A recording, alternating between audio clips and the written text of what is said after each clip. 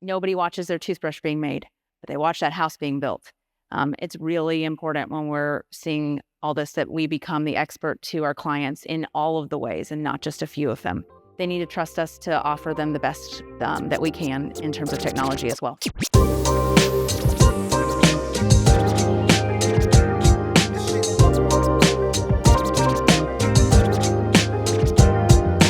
Looking forward to a fun week. I'm going to be your host for the next 5, including this one, high volume sessions, and we're going to get started.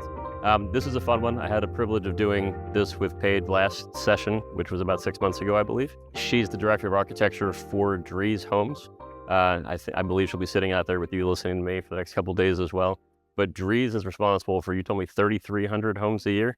When I did the quick math, and I'm not good at math, but that's about 10 a day, almost. That's a pretty impressive number. So I'll let them introduce themselves. So Paige Foss, again, I'm in the corporate office at Drees because all architecture comes out of our corporate headquarters. We serve 14 metro markets. And so anything to do with a standard plan design, implementation of standard construction drawings and code, that's me. Hi, I am Garrison, and I am more on the pretty side of things, not the functional side of things. And I am the director of design center for our Dallas market. And then just kind of the liaison for what trades we bring out, and my opinions do matter with our company. So trying to stay ahead of the trends, on top of things, and this high tech platform is actually really exciting to me because we have not quite dipped our toe in as much as we can. So I'm hoping to learn a lot this week with all of the other panels that we'll be listening to and talking to. So I'm excited about the week. Awesome. All right, so I have some pretty aggressive goals for this session.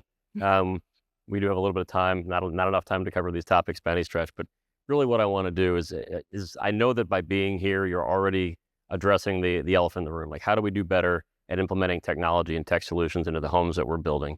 My goal for this week is to give you some ideas to leave with, some things that you can do to help you with that process, to give you a small competitive edge over the people that you work against in the marketplace, your competitors. And to do a better job of sort of thinking through the tech process and figuring out how to do this the right way. How can we be better? How can we be different? How can we maybe, take a little bit of market share away from other people because we're better at tech? Most of you have already done this with other categories. I'm sure you've all done it with many things in your home building process, everything from kitchens and baths to outdoor spaces. Technology is a little bit more ubiquitous than some people think. So we're going to go through that today. And this is where I want to start, which is how do we decide what tech goes into the house? And Crystal, you and I started talking about this earlier. Do you want to give me your thoughts on these? I know the answers are sort of on the slide, but Sure. Crystal's got much more to say than that.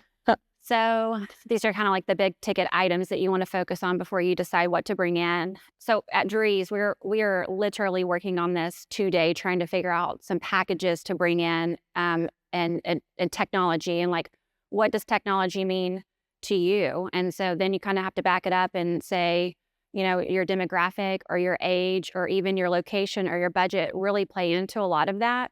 So we kind of have to peel apart that onion and kind of see it can't just be a streamlined technology package. It really has to be a little bit bigger than that. When you start researching what millennials or your Gen Zs like, they want everything at the touch of their phones, super fast and quick. They want to be able to talk to their house and it speak back to them. Whereas, you have your baby boomers who are a little bit more timid to use the phones. They want it to be easy and simple and clean. So how can we provide both of those things in different packages to fit anybody's needs that walk in the door and want to build a house with us? So those are kinds of the different things that we're looking at when we are trying to come up with these perfect technology-based things to offer our customers. But with all of that said, before we can onboard any of this, we have to make sure that it's not going to disrupt our business. It has to be efficient. It has to be readily available. It has to be at a good price point. And so all of these boxes have to be checked before we can onboard anything into our culture, into our system of quick and easy homes made easy is basically. Right. So can we peek behind the curtain a little bit at your process? So when you have all these decisions, you've created a list of things you want to evaluate. How do you make that decision? Are you working with focus groups? Are you talking to existing customers, prior customers? Are you just looking to see what sells? Are you trying out things? How does that work? I'd say yes to all of that. A lot of times right now, our customers are driving that bus. So they're coming to us and saying, what do you have that's smart? And then I'm like, well, what do you want? And so then I'm trying to chase around an answer and trying to find something that we can do kind of quickly, and if we can do it. So I take their feedback and what they're all wanting. Even if we can't do it, I still make a note of it. And it's like, how can we do that in the future? We are trying to make this an encompassing thing for the company. So we've got lots of people, lots of opinions, and lots of ages that can put in their opinions too. So lots of meetings, lots of feedback from customers, and even AI can help us. I mean, I've asked AI a few times this week on different things. What are people wanting these days? What are they shopping for? What even is new in technology and in the home marketplace? Yeah, focus meetings for sure. We also tailor a lot with our post-close homeowner survey. We'll ask, there's some leading questions, and they're really meant to tag us to follow up with those people for a focus group. So we have some specific questions that we ask, and if somebody really identifies tech as a thing, then we identify them as somebody we want to talk to, and that's what we're currently doing right now. So that leads to this, working with experts. So how do you engage? First of all, who are those experts? Are they vendors? Are they integrators? Are they technology specifiers? How do you work with them? What feedback are you looking for? How much control do you give them versus how much control do you take? Too much control.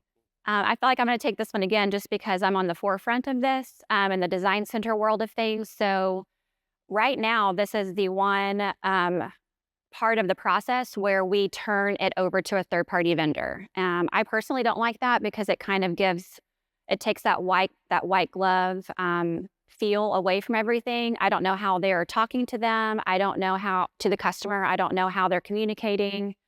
And I want to try to keep anything in-house that I can, anything I can control. Not as far as like just being controlling and in charge of it, but I really just can't control the narrative whenever they go to a third-party vendor. Plus, I'm counting on them to get in there in a timely manner and do it efficiently. And I can't control any of that. It's out of my control. So hopefully in the future, and what we can get out of what we're trying to get through with all of these focus groups and things and meetings is trying to figure out a way to bring it back in-house, reel it in, just be in control of that narrative and keep our white glove service where we want it to be.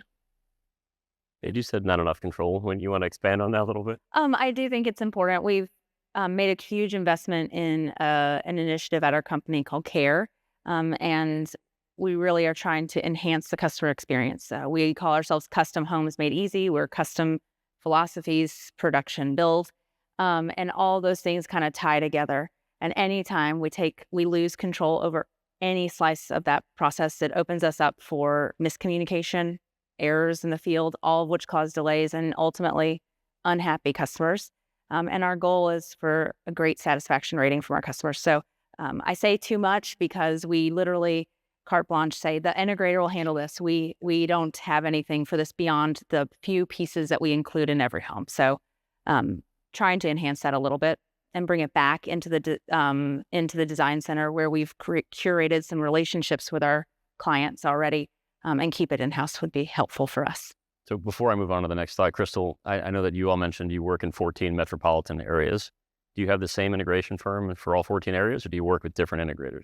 They're all different depending on the area that you're in. So Dallas is different than Austin, is different than Houston. Yep. Is different than Cincinnati. So and Raleigh and DC all have every single one of them has a different integrator. And they all sort of have free reign of what they do. Correct. They do. I reached out actually when we were presented with doing this. I reached out to our third party, in Dallas, and I said, "Give me a rundown on what people are adding. Like, what are your hot sales?" And he's like, "I can't tell you that because we don't track that. We don't make reports for that." And I thought, "Oh Lord." And he said, "Actually, so we give them incentive money. You have $1,000 or whatever to go spend there." And he said, "We always just credit that back and then sell them on whatever we want to sell them on." So I have no idea what our customers are even putting in for their technology in our houses because they don't track it. It's not really reported. Yeah. It's just so part of learning here is listening to what we're not saying too, right? So is there a better way? And I think the answer is probably yes. We're going to help you try and figure out some of those ways today. I don't think we're going to solve the problem, but I think this is a really important conversation. I've been doing this with John for several years now, and this topic comes up year after year after year, and things haven't seemed to have changed much in the last few years. But I think technology is a complex issue, and it's hard to gauge the best way to approach this. And bring in an integrator tends to be the easy way out. Mm-hmm. And if you want to shelve that idea or that thought for a while, it's a good way to do it. But let's be honest, I think we all need to figure out a way to better control this situation. I think there's a fear of becoming the expert and not being the expert. And, Yeah. just that hurdle is a hard one to get over. So for sure. That's great. This is an interesting slide, and defining what integrated home technology means is pretty important to the rest of this conversation. So I've spent 30 years in the technology field. I was an integrator. I'm now a technology consultant and a designer. But through all of my travels and all of my experience, I've noticed one thing on the way, and that is that everybody thinks of tech as a button on their phone, that these are things that connect, and smart homes and Alexa and Siri and lights that go on and off and things that break and stuff that doesn't work and stuff that requires a service call. And to some degree, some of those things may be true depending on how you're handling your technology inside your homes and your installations. But in reality, technology permeates everything we do now, more so than ever before. So shades are motorized. There's technology in that shade. Lighting fixtures have digital transformers in them and drivers in them. Those are electronic devices. They're not just light fixtures anymore that go on and off. Your power backup, your energies, your Tesla power walls, your battery backups, your backup generators, your load shedding models, your smart breaker panels. I could name these things all day long. Security devices, audio video systems, television, smart TVs, smart glass, smart appliances. We'll talk about a lot of those things this week. They all have this technology baked in. And if you're not paying attention to all those things and you're not finding a way to maximize the value of those to your buyer, you're doing yourselves and your buyer a disservice. So it's really important that we understand that technology is here to stay. It's in the devices that we install. It's not going away. And the people who find the best way to harness that are going to be the ones who are most successful with it. So with that, we can sort of run through this, which is how do we reinvent our tech offerings right now? If we're getting tired of Ring doorbells and Nest thermostats and the Google Home that you give somebody to put on their countertop, and not having a router in place if things don't work when you get there, and having your integrator come out to set things up after the fact, and people can't remember their iTunes passwords or they can't download the app, there's got to be a better way to do all these things. So I'm going to run through some examples. I'll probably go through these slides quickly because you all know these things, but I do want to get feedback from Paige and Crystal on what they're doing in these categories right now. So I think that I put this slide first because security is probably the one thing that everybody offers. It's ubiquitous.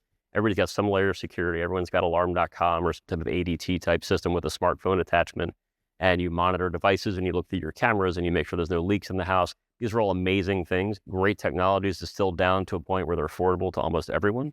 But how do you decide what to do? I think Paige actually said it best earlier today when it comes to like your old school technology, which would be your Ring doorbells and your electronic keypads at your door. Those are almost expected now. Like those are kind of a thing of the past, and people just expect those to be there.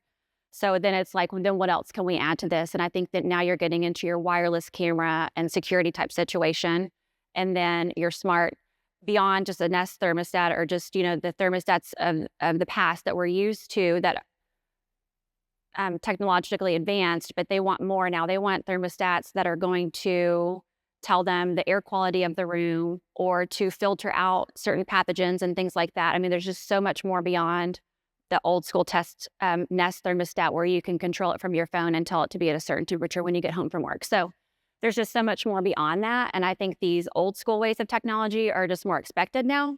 Right. And now we have to push it beyond that. And like, what else is there? What else can these do? And that's our job, to find these and present them to our customers. It's been a real challenge. We've kind of transitioned our thought for the past few years about who we're competing with, because for some period of time when we were designing homes and building homes, we were competing with resales. And the market has shifted, and now we don't compete with resales so much. But we need to have a differentiator still. Everybody can get a Ring doorbell, and everybody can get the programmable thermostat and the smart thermostat. Those are the things, and I did say it's expected. It's like your automatic windows. There was a day at which nobody had the cranking window because it all of a sudden became included, and we didn't have to pay for it anymore because it was just a part of the package. So some of these things that are smart are just sort of a part of the norm. That's supposed to happen when I get a new house, right? I'm supposed to have walls and some sort of flooring, and I'm going to get cabinets in my kitchen, but I should also get some of these basic things. And then how do you elevate it again? Because now we're competing more readily with other builders, and how do you differentiate yourself in the marketplace and use technology to that advantage? It's a big one.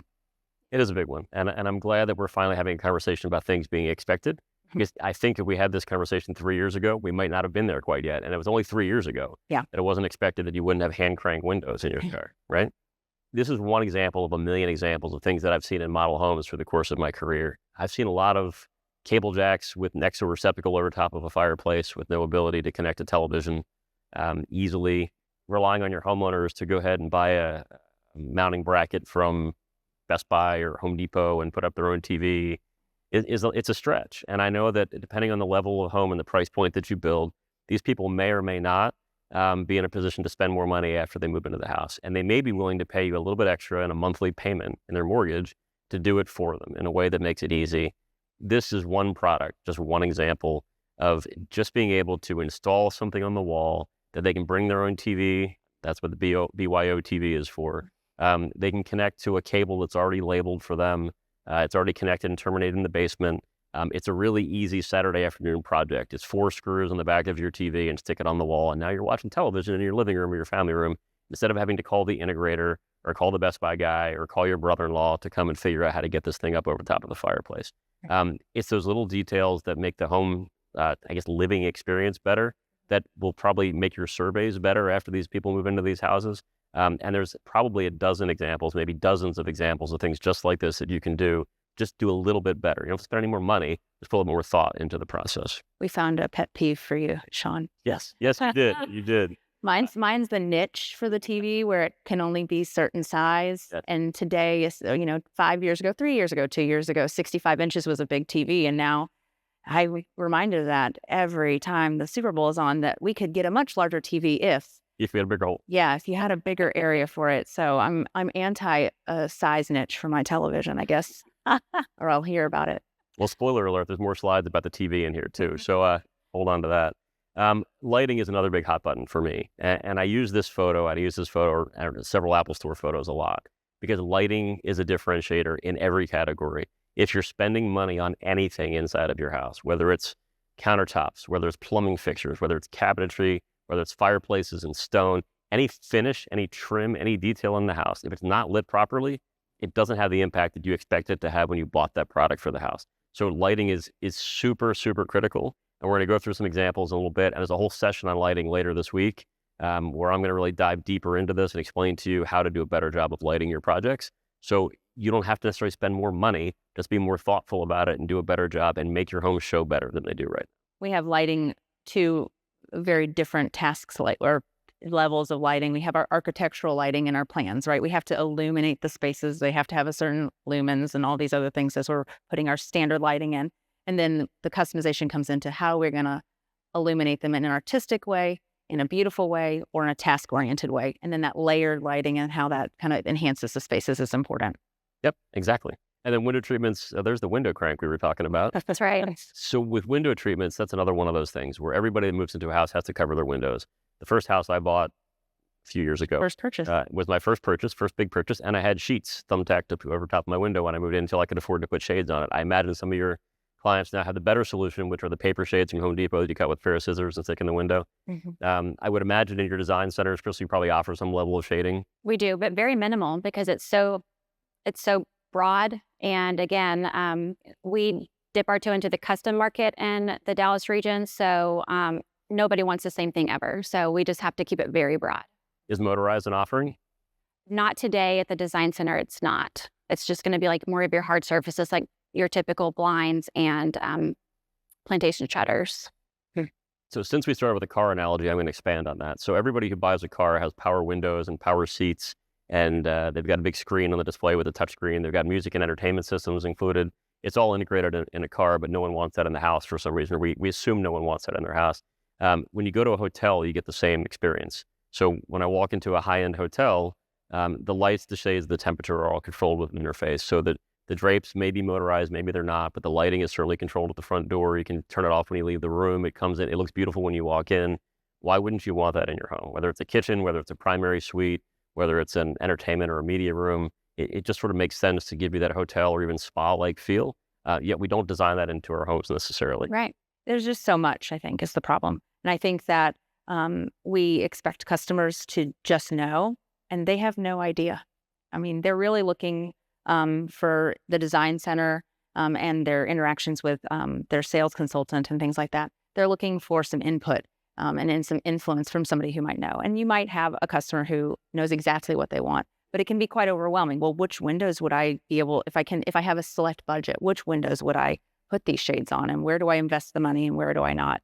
And that's where being the expert from day one versus kind of chasing the ball will really help us out.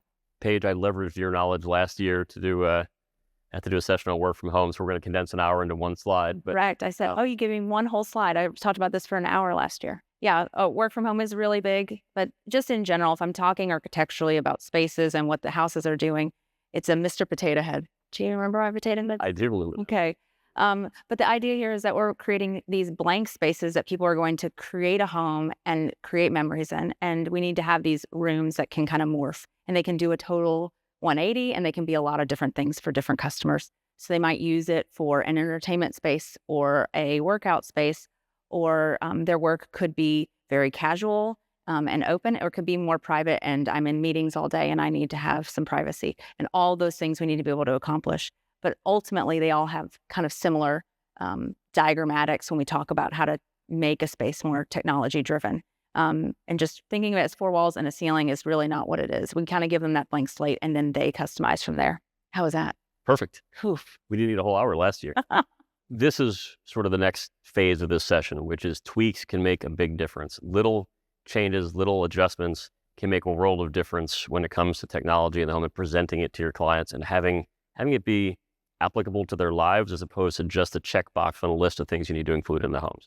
Anyone who's ever been to this event before, and I think I've seen a lot of familiar faces here, so I imagine you've been before. If you've heard me speak, you've heard my passion about technology design and tech design. There's a lot of reasons to engage with a tech designer. One of them, some of you may be on the tour of this home this morning. So one of the things that's important about bringing in a tech designer is it gives you back control of the project. So we heard these two ladies talking about bringing in an integrator, and maybe a different one in every market, and being at their mercy in terms of what they sell, what they offer, how they install it, how they service it and maintain it, what their schedule is. You're not the expert in that case. I would challenge every one of you to say that you're probably the experts in just about everything that goes into your homes except for technology. So why not become that expert? And if you don't have the expertise in-house or the patience to bring that expertise in-house, because technology, as we know, is an ever-changing world of stuff, why not consider bringing in a technical designer or technology designer to help you with that process, help you make those decisions, give you some guidance, help you design your packages, work through your pricing and your budgets, help you with those focus groups and help you with those customers to figure out what it is that people would want, and in your demographic and in your market, what's going to work for you all. So that's my soapbox speech for technology design. Well, it's interesting because you mentioned MEP on here, and we utilize an MEP engineer for a lot of our projects, and some of them are required based on scale and municipality for sure.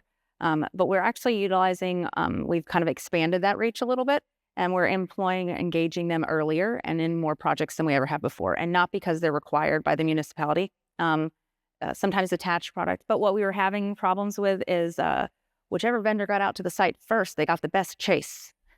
So all of a sudden, the HVAC was blocked because the plumber was first, or the plumber was blocked because the HVAC was first, and we were having trouble because we were bidding out each of these jobs. And the HVAC solution wasn't always the same from job to job. And so while our specifications were very clear and our goals, the execution was definitely left site by site. And so it led to some frustration in the field and adding additional framing and chases that we had to work with. So we've employed and brought in some MEP on some other higher profile projects to try to make sure that we kind of give a plan and say, follow this diagram. And the idea of bringing that in, we don't have to do any extra work architecturally. It's an inserted element to our plans that kind of go out to the field to deliver to our personnel out there. And the builder can see it.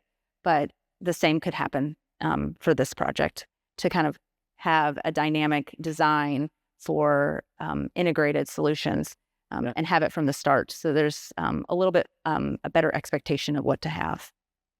I think of it like the when Nike built the website to build your own shoes. Yeah. Right. They let you build your own shoes, but within the parameters that they set.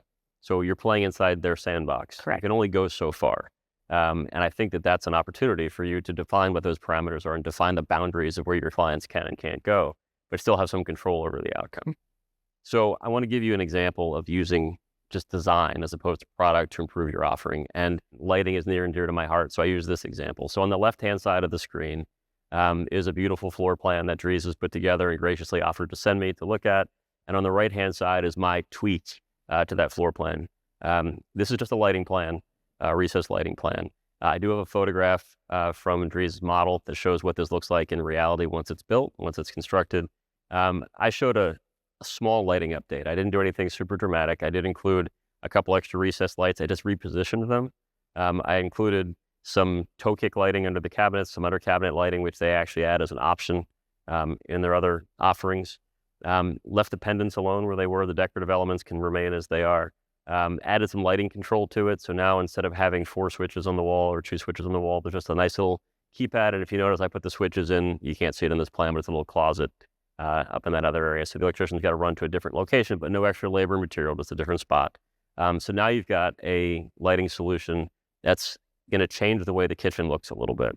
So this is a rendering of a project that I'm working on that's very similar in design to that.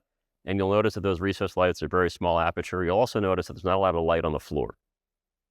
And that's by design. So the idea here is that we're lighting the cabinetry that you spend a lot of money on. We're lighting the countertops that you spend a lot of money on.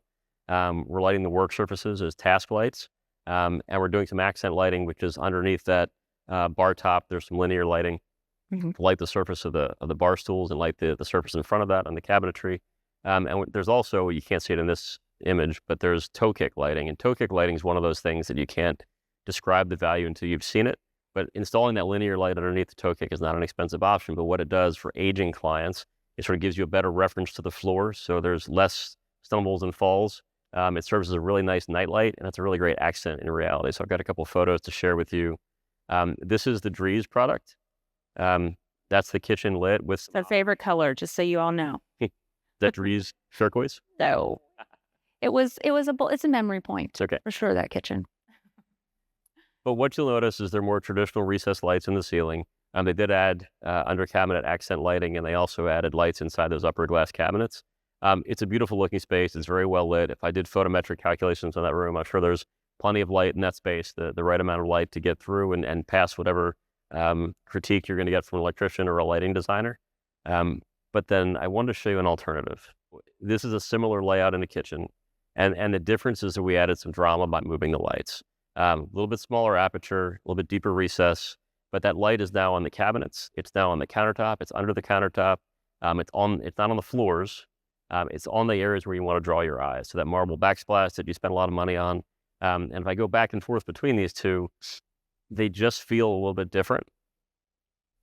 And I know it's a subtle difference, but it's a difference. And we're accenting where we spent money, and we're pointing eyeballs where we want to point eyeballs. So we're drawing attention where we want it, not necessarily where we don't. One of the biggest differences in these are these fixtures. Show of hands, anybody used one of the fixtures on the left in their house? And I'll tell you why you do that, because they're really easy to install. They're really affordable.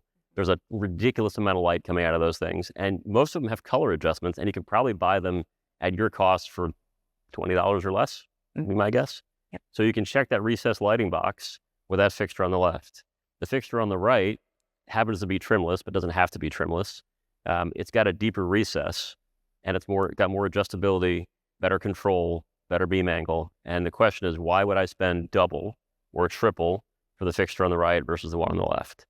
And if you don't know, I'm going to show you. If you do know, you should be selling them. So this is what a kitchen with wafer, and no lie, when I looked for this image online, because this is not an image of one of my projects, I asked for a well-lit kitchen. I did. This is what the world expects. A lot of recessed lights in the ceiling, a lot of circles on the ceiling. It's almost impossible to look at that ceiling in this picture, but can you imagine what it's like to stand in that kitchen and see all that glare on the ceiling? It's not pleasing. It's not easy to look at. It doesn't feel good in the space. This is what people in the lighting business call a quiet ceiling. So these fixtures happen to be very small aperture. They don't have to be this small necessarily, but they are recessed up into the ceiling deeper. And what that does is it takes all the light off the ceiling and puts it on what you want to focus on, which is the cabinetry and the countertops and the appliances and the other architectural and millwork details in that space. And if I go back and forth, it's amazing the difference. Now, these are two different rooms, I understand, and there's two different budgets for sure, but it's a big, big difference. And you can do this with a few dollars and some planning, and I think it's a worthwhile investment. And this is, again, one example of a million we can come up with on how to just do better with the tools that we have in our toolbox right now. So selling and marketing tech in your project. So I'm going to let these two ladies tell me how they mastered this skill clearly, if you're selling 3,300 homes, you are selling some tech and had some success with this. So this is your brochure. Correct. Tell me how you got here, how you came up with not just the brochure, but what's in the brochure and the offerings that you chose and how you're doing with it. So it kind of started by need and necessity, right? We needed some smart home features. I will say that the program is definitely in flux right now as we transition from what's expected into what we need to do to improve it. But we really want to always highlight that Drees offers smart technology. And ultimately today, our smart technology is really managed by those integrators, but we offer it because we want to make sure that they know it's still a stopping point. It's a part of our process. It's a part of that ultimate experience when they're at the design center and then they move on to meet with the integrator before we dig the hole, right? And all those things are a part of it, but we do market it because it's an important part of what we've always done. Wi-Fi engineered plans, again, expected at this point, but it was one of the things that was really big at the time when we created this brochure. And it still lives. Drees Smart is still alive. It's just going through iterations as we speak. So I mean, it is on the homepage of your website. it is. It's a big one. I mean, we do a lot of different marketing campaigns for different things. Drees Smart has always maintained front and center kind of billboard display for us because it's important to people. They might not know how important it is or know what pieces are most important to them, but smart technology, smart homes, and technology in general are important. So, go ahead. I was just going to add that it's, like as Paige was saying, a huge initiative for us right now. We're very divisional. So every division has their own smart home package. And it's just the tip of the iceberg. I think we all maybe do some kind of smart lock, some kind of Nest thermostat, Garage door. Wi-Fi capable garage door openers, and maybe one or two other things, but they're so basic. There's more to it. So we're making big initiatives to make it company-wide and put the time, energy, effort, and knowledge behind that. And then we're going to come up with a good Drees Smart package to offer no matter what division we're in. Correct. And that's the problem now. And that's why this brochure is very generic because each of our divisions has the autonomy to kind of create that experience for their customer. And it's very different in Nashville than it is for our Cleveland market. And the same between Dallas and Jacksonville. So, I mean, I think your marketing team is genius. Honestly, because it's on the front page or on the homepage of your website. But I also think what it does is sends this message that we've got it covered, right? Mm-hmm. Like we know about tech, it's important to us, so don't worry, because then now you can avoid that whole conversation entirely. right. There's something for that. We have a solution. And if we come to them with the technology that we have, then it makes it seem like we're more prepared. We've done our research. We've done our due diligence, and we're not letting them, again, create that narrative. We are telling them what we're going to offer and some good pricing for it, too. And now you're just refining the offers. Correct. Got it. Let's talk about live demonstrations. That typically is going to be model homes. How do you do that now? I don't know that we really do. We put our base things in it. Yeah. We don't really ultra enhance other than lighting. I would say lighting is 100%. It's interesting. It just takes a while to sell everybody. And the one thing everybody gets and understands inherently is lighting. So I would say our models tend to be pretty well lit and have extra spots there. But in terms of other connectivity, we don't have it. And we don't use much demonstration. I will say when we turned on our 90th anniversary, we built 13, because we were in 13 markets at the time, 13 model homes. What we did was we designed the exteriors to look like what Drees looked like in 1928 when our company was founded. So they were all a home that would have been built in that time period for that area.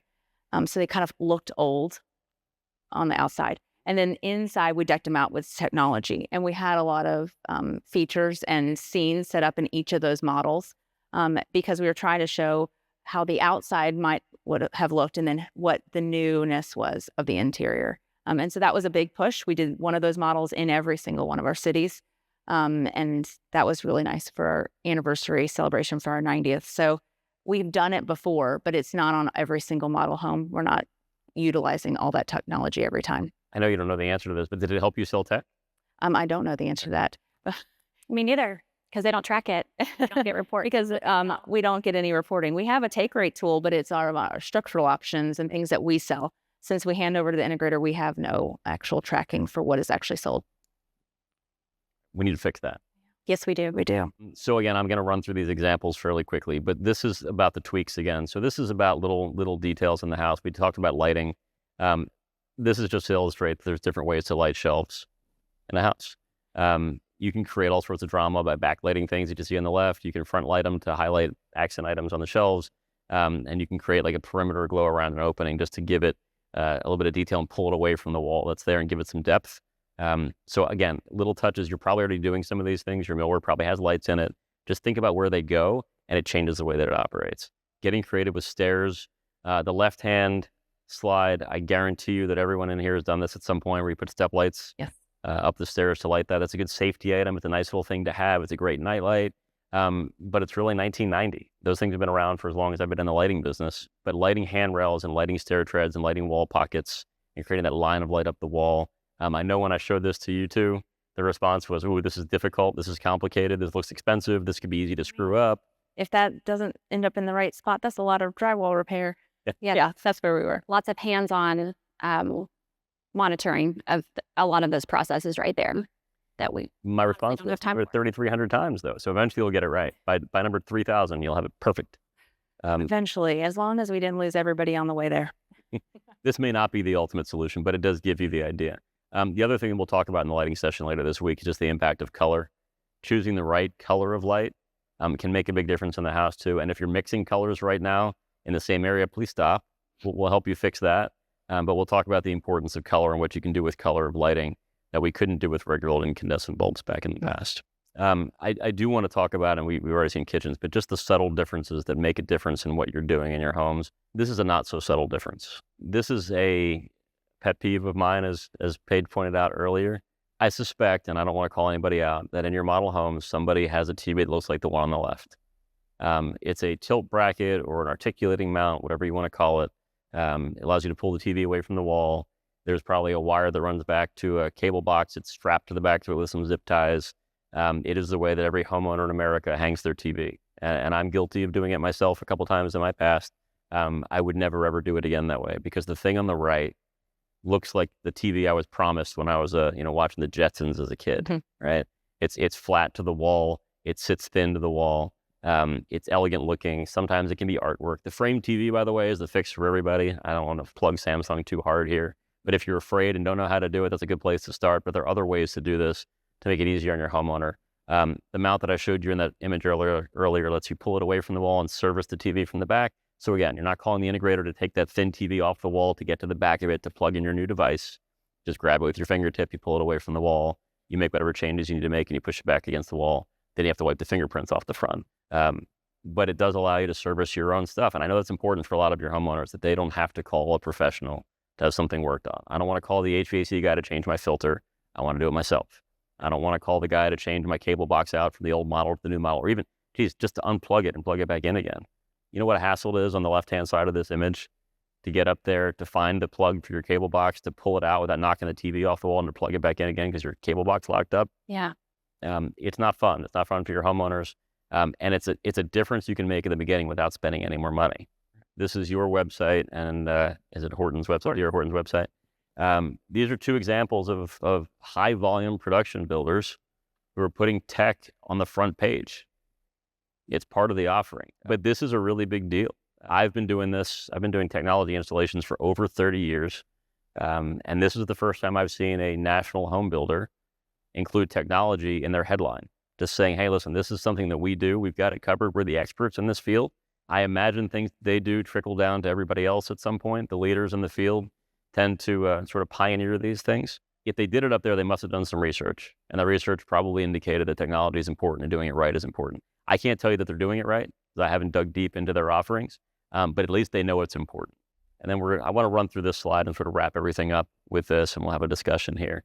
But thoughtful growth. So this is probably the most important thing you do once you decide which categories you want to include in your homes. Make sure they're not dead ends. Do you have these conversations internally? Maybe behind closed doors, we're starting to, but definitely not with the customers because I can't navigate. Whatever they tell me back, I can't do anything with it beyond tell it to my third-party vendor. So no, not with the customer, but we're starting to have them within Drees because we're trying to be better at this. So how do you feel about this concept, though? Is this important to you? that you can grow with these systems and grow into these homes? Definitely, yes. When my microwave light goes out, I would like my app to tell me what's wrong with it instead of having to call an appliance person to come out Monday between 8 and 2, and then I have to take off for that. So yes, I would love to have things be able to help me troubleshoot, turn things on and off, be cool to my kids and all that kind of stuff. So yeah. I think that one of the things that our leadership in general has been really good at lately is suspending the reality of that I'm the customer. I'm not always the customer. And our customers are definitely speaking out and they're definitely looking at technology. We track all of the clicks on the website. There's a reason those pieces stay front and center. It's one of the things that people are driving towards and they're navigating towards on our website more and more. And so if the customers are valuing it in terms of their investment in research or looking it up, then we need to value it and find a way to offer it to them in a way that is a profit. I mean, it's a potential profit center for our company versus something again that we're handing off. So it's definitely important. All these pieces. Do you sell TVs to your clients? Do your integrators sell televisions? Our integrators They do. divisions. Correct. We don't. So this is a hot button for me too. I don't love the idea of a builder selling a television necessarily. There's not a lot of profit in it. There's not a lot of, high level benefit for you. You're probably taking tech questions if you do. Now you're warrantying that device. But that first item, that bring your own TV piece, is really important. So it gives you the ability to establish yourself as the expert, to get out there and not just wire the place properly, but build everything, whether it's the mount, the way it's installed, the terminations at the head end where the cable TV enters the building, the terminations at the tail end where the TV is being installed. It's just easy and step-by-step instructions for your customers as to how to install this device. Now they feel empowered.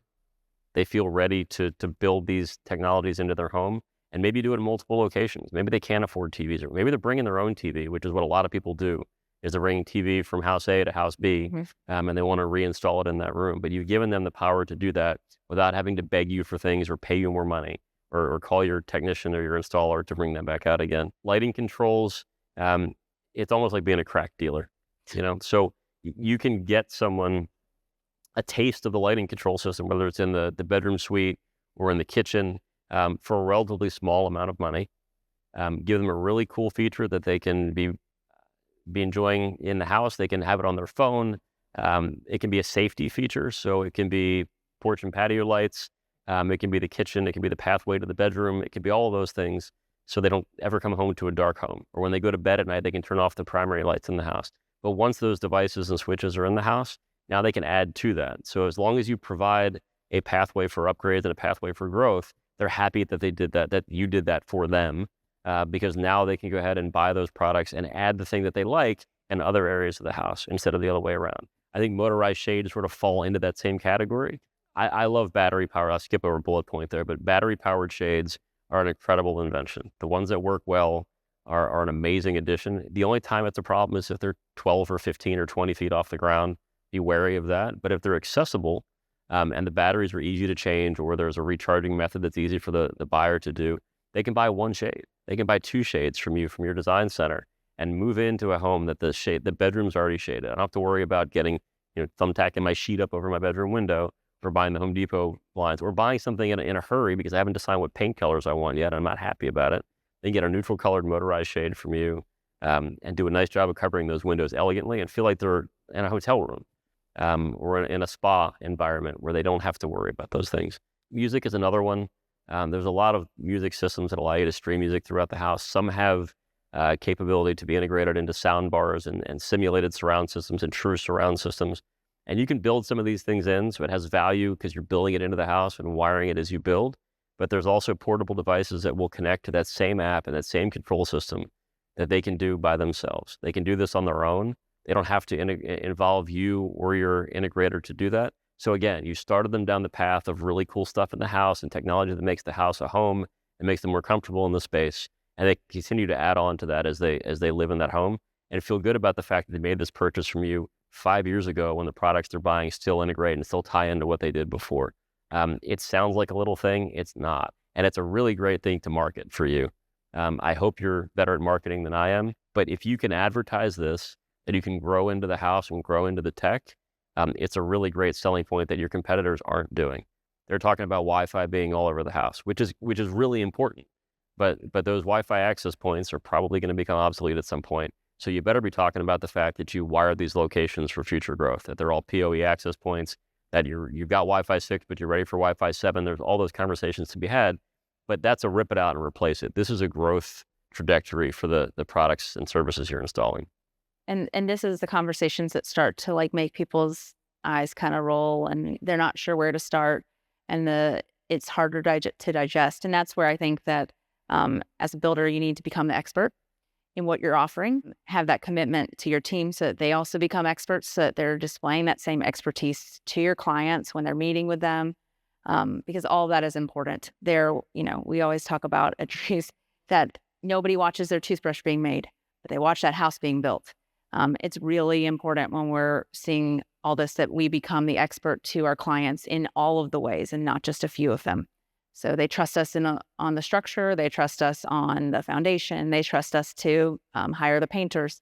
They need to trust us to offer them the best that we can in terms of technology as well, and just become that expert for your company in whatever path that is and whatever scope. So I'll leave you with this. So before we started this session today, I was told that I made a very bold choice in wearing two different plaids at the same time. And I feel the same way about interior designers. I think they make some pretty bold choices in the homes that you build, especially in your models and your show homes.